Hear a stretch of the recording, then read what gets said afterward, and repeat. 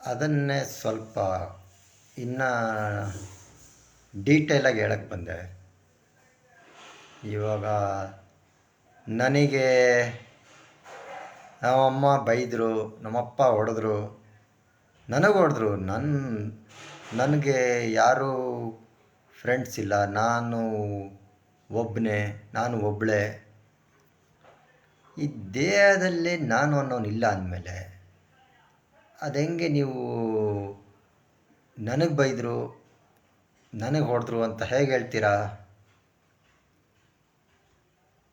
ಯೋಚನೆ ಮಾಡಿ.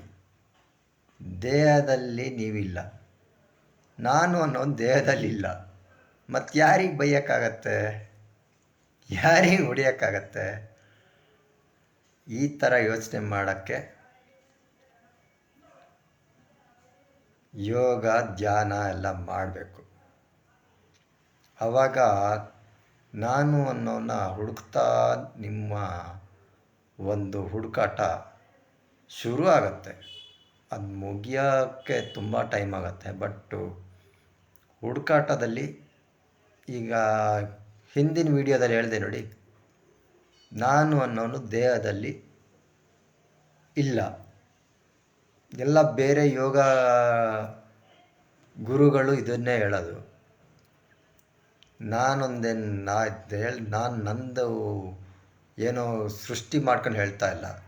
ನೀವೇ ಪ್ರಾಕ್ಟೀಸ್ ಮಾಡಿ ನೋಡಿ. ನಾನು ಅನ್ನೋನ ದೇಹದಲ್ಲಿ ಹುಡುಕಿ, ಸಿಕ್ಕಿದ್ರೆ ಅಡ್ರೆಸ್ ಲೊಕೇಶನ್ ಜೊತೆ ಶೇರ್ ಮಾಡಿ, ಲೈವ್ ಲೊಕೇಶನ್ ಶೇರ್ ಮಾಡಿ. ಆ ನಾನು ಅನ್ನೋ ನಿಮಗೆ ಎಲ್ಲಿ ಸಿಗ್ತಾನಲ್ಲ ಆ ಲೈವ್ ಲೊಕೇಶನ್ನ ಶೇರ್ ಮಾಡಿ. ಬುದ್ಧಿವಂತರು ಎಷ್ಟು ಜನ ಇದ್ದೀರಾ ನೋಡಬೇಕು. ಕನ್ನಡಿಗರು ಯಾವುದು ಮಾತು ಹೇಳಿದ್ದು ನಂಬಲ್ಲ. ಅನುಭವದಿಂದ ಏನನ್ನೇ ಆದರೂ ಅನುಭವದಿಂದ ನಂಬಬೇಕು.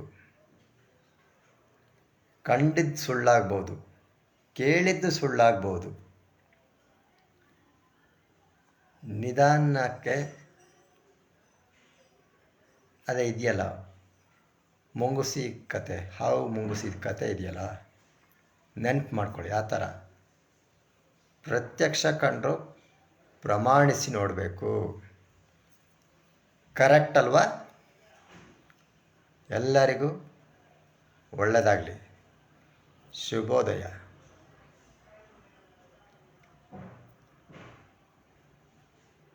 ನಾನು ಅಂತ ಸುಮ್ಮನೆ ಒದ್ದಾಡಬೇಡಿ.